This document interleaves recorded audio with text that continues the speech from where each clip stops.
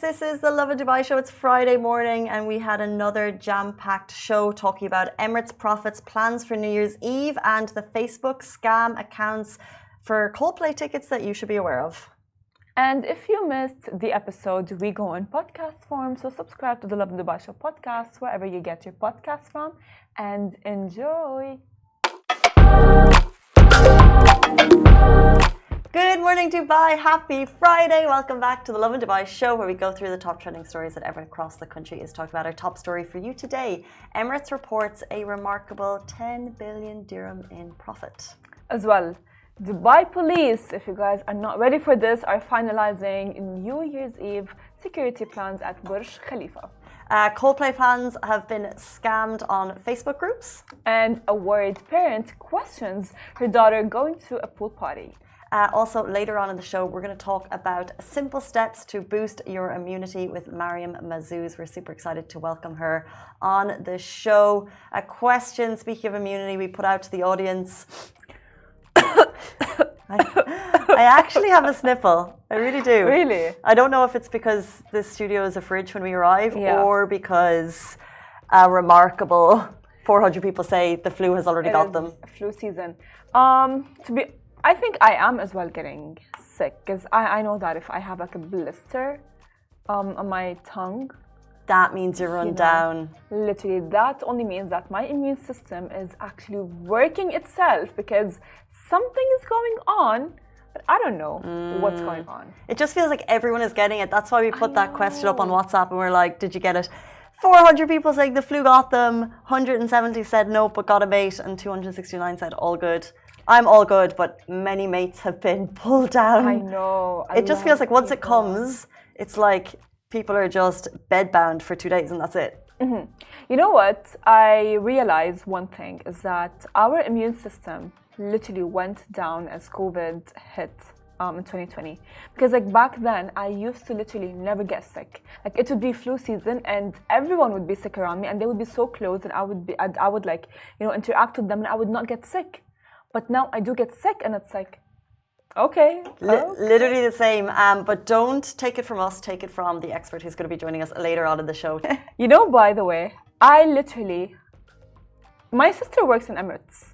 So she for sure is getting all of the benefits. And whenever we talk about Emirates and we know like the growth that is like keeps on happening and continues to happen as the growth is there, I look at her like, Maryam, I love you. You are the best sister in the world. There are amazing perks. They are. And we were actually having a chat in the office a couple of days ago and people were like, I wish I had done cabin crew life because it's just like see the world. I know. Or is it like cabin crew life versus like stability routine? I think it's like I wish I had done it. Yeah. But now I think I'm too, I don't know if I have the energy that I had before. No, you can do anything, Casey. You can do anything. But one thing that I must give to cabin crew is that they are so strong because the things that they endure on a flight that my sister tells me every day is horrendous. Like from like people who get sick, people who have anxiety attacks, people who almost feel like they're going to get a heart attack and they have to like deal with it, children, and the list goes on and on and on. And they even know how to deliver a baby. Literally like my sister before she became a cabin crew, she had to go through all of these tests and exams and as well like actual like tests, like multiple choice. To deliver a baby? Yeah, she had to like have like an actual exam where like she had to like show the team how to actually deliver a baby. And then when she actually showed them that she can actually deliver a baby, that's when she passed the exam and became cabin crew. And that's how you know that Emirates as a group, they know how to hire people because they invest in their people. They are so trained. Literally, they are so trained and they know everything. From like, they even know how to give an insulin shot. They even know how to...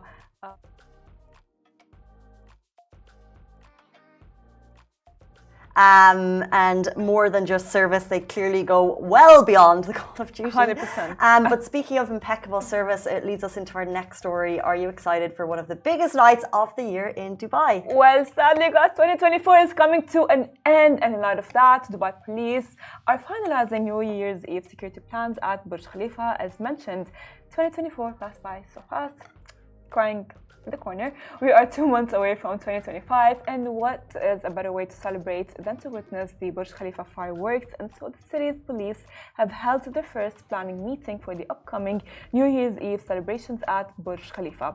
Now, the meeting held at Joint Operations Center near Burj Khalifa was chaired by Major General Abdullah Ali Al Ghaifi, Assistant Commander-in-Chief for Operations and Chair of Dubai's Event Security Committee. So it focused on refining security and crowd control strategies. The committee reviewed lessons learned from previous years to improve the overall experience for attendees. Major General Al Ghaifi said New Year's Eve at Burj Khalifa is one of Dubai's most high-profile events, attracting global attention. Therefore, it is essential that we ensure both the safety of all guests and the seamless flow of the crowd, particularly in the areas surrounding the Burj Khalifa. Well, the committee as well focused on key logistical concerns such as public viewing zones, entry and exit points, transport routes, and parking arrangements. Now, all designed to handle the immense crowds that is expected to gather.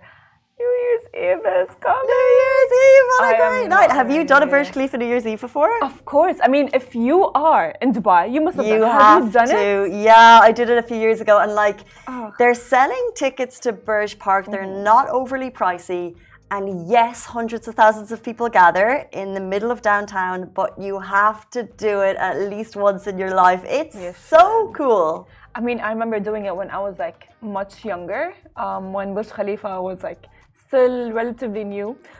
And it was oh my God, I remember watching it with my best friend and looking at that. And my parents were with us because we were young. And I was like, that is all coming out of Burj Khalifa, all of these fireworks, how are they doing it? And I remember thinking and trying to analyze how it's all happening and what is going on to people who are living in Burj Khalifa. Yes, right? Imagine what it's like on the inside. And I love when they release the videos of the prep that it takes to make it happen. I remember leaving the area with my mom, so we have the whole experience, and then it was packed with people, and we were kind of we weren't in Burj Park, but we were Business Bay area, so we were walking over to the metro, and 2-3 a.m. thousands of people. But because I was with my mom, the sea of people so my mom was maybe, at the time, maybe she was 70. So a little bit older, and you don't really see a lot of her age group people walking around Dubai that much, right? It's a very young city, I think. And in all of the really busy crowds coming up to barriers, because they had it quite well organized to get from they'll have one street, then they'll let a flow of people through. But the sea would just part when I was with my mom. It was amazing. And I was look, old lady, come on.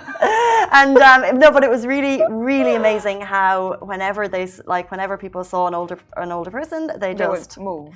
She's watching. She's going to shoot me for saying older they person. Would move. I mean, in her prime.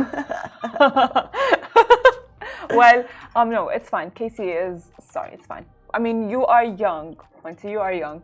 No, but seriously, if you want to think about it in a way that no matter how much, we got used to Burj Khalifa, but still the fireworks coming out of Burj Khalifa are still, every year they are, watching them is just fresh air. Yeah, you know? So people watch it from around the world, and we're in it. So if you want to go and check it out, definitely get those tickets ASAP, or go on to a Facebook group and see if someone will let you into their apartments, because some people have those Burj Khalifa views. Who are you? I'm available on New Year's Eve if you want a friend. But don't trust all Facebook groups, because leading into our next story, some of them are scams. Well, if you guys did not get a Coldplay ticket, Coldplay fans are still getting scammed on Facebook groups. As Coldplay's highly anticipated concert is getting closer, fans are eager to secure tickets, and they are turning to Facebook groups to buy and sell passes. However, what seems like an easy transaction is leaving many victims out of pocket and questioning the authenticity of these groups. These Facebook groups, created to help fans exchange tickets, have become a hotbed for scams, with reports of people being tricked into handing over large sums of cash for tickets that never, in fact, arrive. If it seems too good to be true, it probably is. While some fans suspect it's specific profiles that are behind the scams, others are questioning whether the entire page is even legitimate or not. And buyers as well are finding themselves in a cycle of disappointment with no tickets and no refunds. However, to get to the bottom of this, of course, Lovin Dubai reached out to the administrators of one of these groups for more information. But as investigated, the responses they received raised even more suspicions. Now, it says, so technically, Lovin Dubai was like, I have read many cases of scams. Hope you understand. Would like to meet and pay. And then they were like, yes, I understand. And I know these tickets are premium for scammers, but you can trust me. Why would a buyer tell you, you can trust me? Number one. Number two, they were like, I am not here to scam people of their money. Why do they need to reassure people? What, like, I'm sorry, if someone's telling me that, I'd be like, oh, that's a scam. It's like, sorry, I can't meet up due to work and my work of status, but we can do it at a time to ensure you it works. If you pay for one ticket first, and then I transfer the ticket they want them to pay for the ticket and then transfer the ticket. And then it says you can send it and send the money. And then once you send the money, we can send you the ticket. I mean, why do you need to say it twice in different formats? Like, yeah, I think we keep getting told don't buy tickets on Facebook. And also, I don't think the tickets are actually legitimately for sale yet. Yeah. So it's actually impossible to buy the tickets. So if you're getting sent the tickets, I think in some cases, in this case, it was too good to be true because the person wasn't overinflating the price on Facebook. But the key thing is, how many tickets? It's a 40,000 stadium concert. Yeah. So that's 160,000 tickets overall. Now, there is a chance that someone who bought a ticket will be selling it. So, because I want a ticket. So, don't buy online. It's illegal. Look. But if you're going to meet the person, but don't meet the person because they could be a scammer. But if I'm going to purchase a ticket, I would do it on Facebook groups I trust. So, for example, I'm part of like a couple of communities, Facebook groups, love them in Dubai, and I would trust them, and you can see the Facebook profile, like go deep into the Facebook profile and then say, I'd like to meet you to exchange the ticket. Or you can actually meet them at the venue on the night. That's the only way to ensure that you're not being scammed. I agree with you. That's actually a very good strategy. However, like, I understand the people who are trying to get tickets because, like, I have been there myself, you know what I mean? But not to get to Facebook groups and get scammed. You know, like, it's like if I don't get a ticket, I have once gotten so frustrated for One Republic's concert back in 2020. And there were no tickets. However, I really wanted to get a ticket, and I got a ticket off a group. And I thought it's a scam. I lost my mind because I did pay. It was not a big amount of money, but it was a bit more pricey. However, like, I did pay, and the guy did not answer. However, like, luckily, I was able to get the ticket later on. Because, like, I understand, like, the frustration of, like, I need a ticket, I need to go to the concert, I want to go, I want to do this, I want to do that. Well, same. You know, you get a ticket. You will get a ticket. I'm honestly, can I be super honest? Sure. I'm over it. There's too much hype.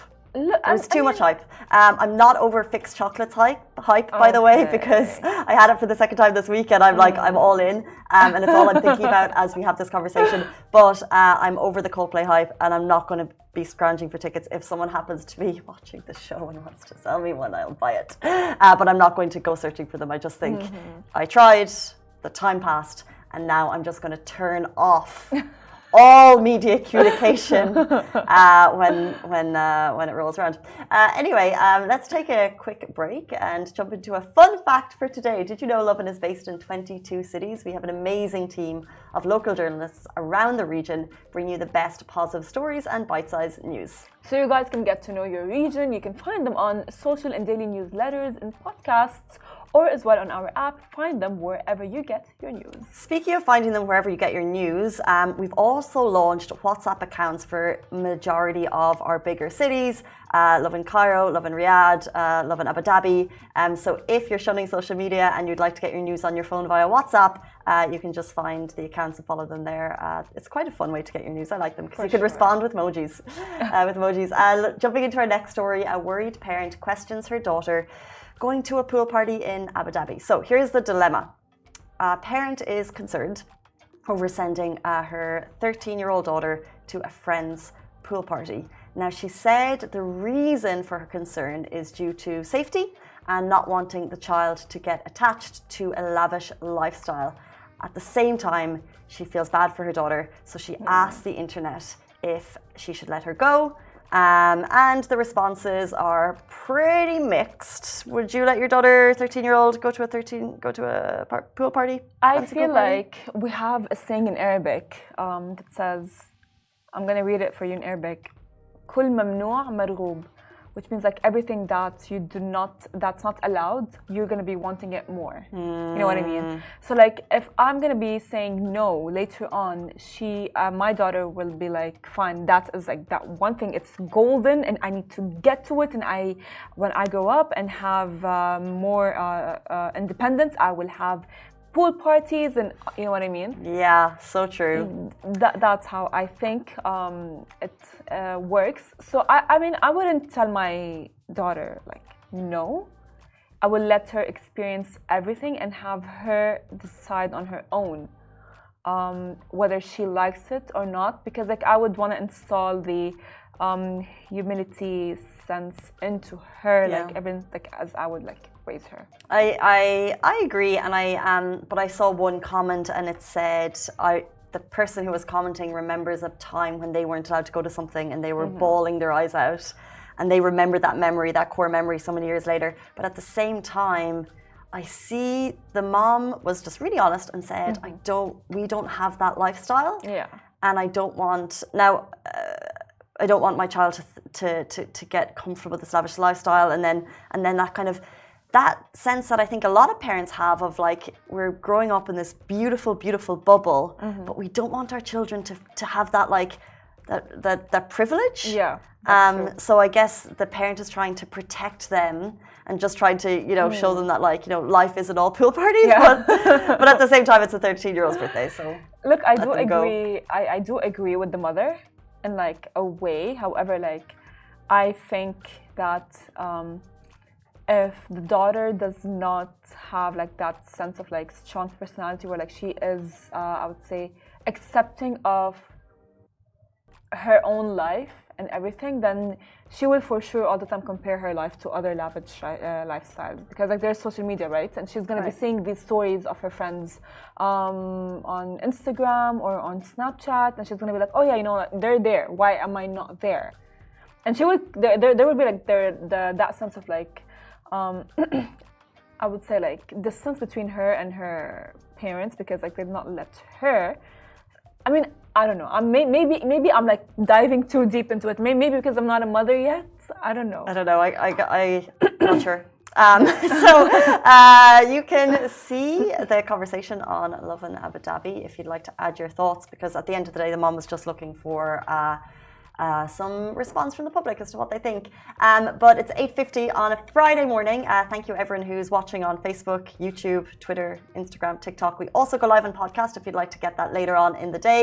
But for now, we're going to take a short break, and after that, we'll be welcoming our next guest. Maryam Maazouz is the Rexidon brand lead for the Middle East at Pare, and we're going to have her talking all things boosting your immunity. Hey guys, welcome back to the Lovin Dubai show. Today's guest is Maryam Maazouz, Rexidon brand lead for the Middle East at Pare. Pare's mission is health for all, hunger for none, and that drives everything that they do. They're working to support immunity and to promote health, helping people stay strong and protected. Welcome to the show, Maryam. Thanks so much for being here. Thank you so much. Thank you for inviting me. Let's keep us healthy. Well, thank you so much for being here, and you came at the right time. But I want to ask first, how can we like take simple everyday steps to strengthen our immune system? Well, there are very simple things we can do in our daily lifestyle to enhance our immune system. First of all, what we eat. We need to watch out that we eat healthy, balanced food, including fruits, vegetables. We hear that all the time, right? Including vitamin C, E, beta-carotene, zinc. All these things can help enhance the immunity.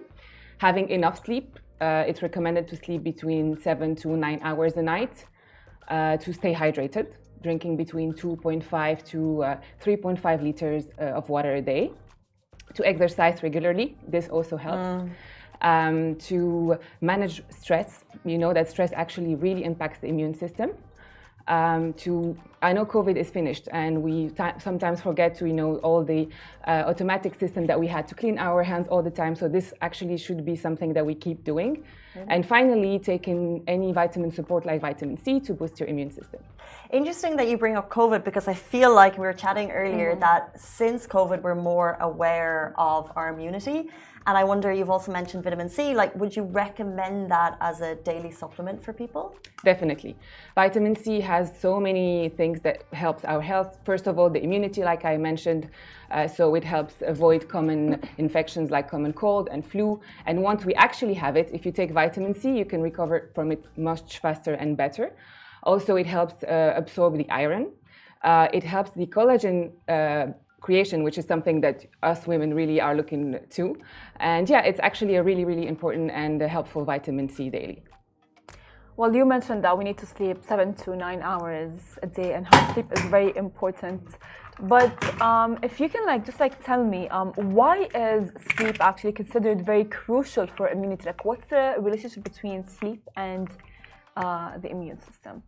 So when we don't sleep enough, our immune system is weakened. Actually, there were some research that proved that people that sleep 6 hours are 4 times more likely to get a cold or a common infection than people that sleep 7 to 9 hours. So yeah, when we don't sleep enough, our immune system is much more weak, and we can catch any infection much more easily. I wonder if not sleeping enough is also connected to poor mental health. And in general, does mental health affect our immune system? So if we make an effort to stay positive, would that actually make us more healthy? Yes. Actually, stress, for example, when we stress, we produce hormones like adrenaline or cortisol. Those hormones are very important and helpful in a short term. When you have a stressful situation that you need to react quickly, that's good. It's good. But in the long term, those hormones can definitely weaken your immune system. So positive vibes all around. Yep. That is actually very interesting, because speaking of positivity and trying to take care of our mental health, we know that as well. Physical activity is very crucial for mental health and all of that. So how can physical activity actually improve our immune system? So by working out regularly, you keep a healthy body in general. So it improves immune system, yes, but it improves also so many things in our health, like our heart health, it regulates our cholesterol, insulin intakes, regulates blood flow. All these things are very important for our general health, not only immunity. So I think we hear it all the time, exercising regularly is very important in general. We do, but we just never know how it actually affects us. So this is quite interesting.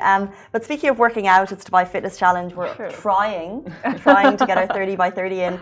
But let's say if we want to take immunity supplements, do they improve immune health, but would they also aid in recovery and consistency? Definitely. So Dubai Fitness Challenge is, we all love this event, right? Yeah. When we live in Dubai, it's like the great season is coming back. So, but it's also during those events, we work out in most of the time in crowded areas or in high heated areas, which increase the risk of infections. So by taking vitamin C, any athlete, by taking vitamin C, it's very important in 2 aspects. First of all, it reduces those risk of infections because of, like I said, crowded, heated, high intensity workout, but also it improves from recovery after workout. So definitely vitamin C is very recommended during the Dubai Fitness Challenge. Interesting. Speaking of vitamin C, now what makes Redoxon vitamin C stand out from other immunity supplements, specifically for an active lifestyle?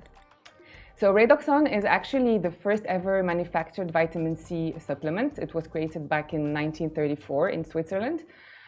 Since then, it's been sold all over the world. We're actually present in more than 70 countries worldwide. So it's definitely a trusted brand with a strong heritage that has been supporting immunity for generations. And it's also very recognized for a great taste of orange taste. So definitely, yeah, Redoxon is one of the most recommended vitamin C. Before you leave us, before we started this conversation, I would take vitamin C when I had sniffles, but I wouldn't take it as a daily supplement. Yeah. So I think this is really interesting. Where can I find Redoxon if I want to buy it today? So Redoxon is available in all pharmacies, and you can buy it in also online platforms that have access to pharmacies or e-com pharmacies websites. There you have it, folks. Simple steps to boost your immunity. Thank you so much, Maryam, for joining us today. Really appreciate it. Thank you, Farah. Thank you, Casey. And that brings us to the end of the Lovin Dubai show. Have a fabulous and healthy weekend, and we'll see you back here on Monday morning, same time, same place.